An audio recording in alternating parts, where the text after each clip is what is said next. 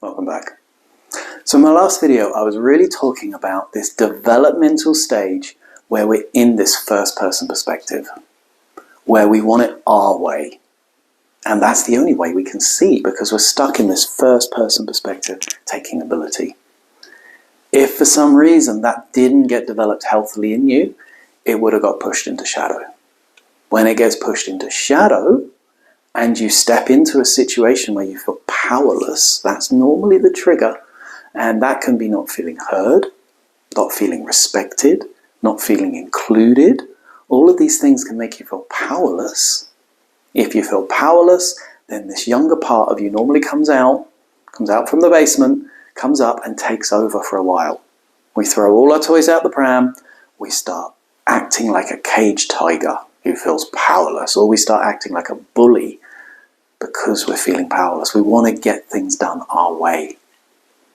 And we start dominating others in a way we're deeply embarrassed about otherwise. And we're like, why did I shout like that? Why was I so aggressive? I don't understand. And that's a clear sign that this younger, for the first person only perspective part of you has come out of the shadows and taken over. You've kind of lost yourself. You've gone unconscious. That's honestly what it feels like, isn't it? So how do we actually work with that? Well, making it conscious is the first step. Owning up to it. I have a part of me that feels powerless. But in those situations wants to feel powerful. So I'll come in and I'll dominate. I might shout. I might use aggressive sort of body language to feel like I'm powerful. And the key is, it's an assumption you're powerless. It's not actually the truth. Something's got triggered and this younger part of you that sees no other way forward comes out and takes over because of that assumption. So first up, you need to challenge your assumptions. Am I really powerless? Am I really not being heard? Am I really not being included here?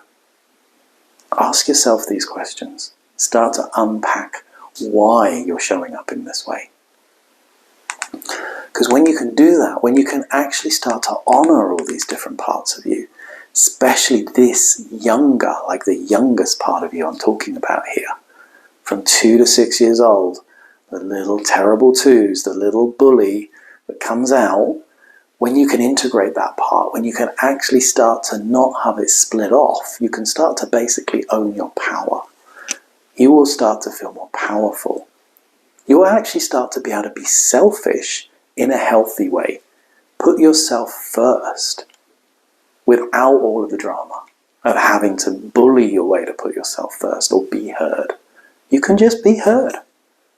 Because that younger part's been integrated now. It grows up. So you feel more confident. You feel more powerful in the world. And actually you can then start to stand up to the other bullies you see in the world. The ones that haven't yet dealt with this part in them. You can actually stand up to them as an adult to their younger part that now feels powerless and threatened and overwhelmed. You can be there and help them. So you end up really befriending your anger at this level of development. You befriend your anger and your power. And you can use both of them consciously when you work with this level of development. It's been absolutely liberating with me. It's been absolutely liberating with a lot of the clients I work with.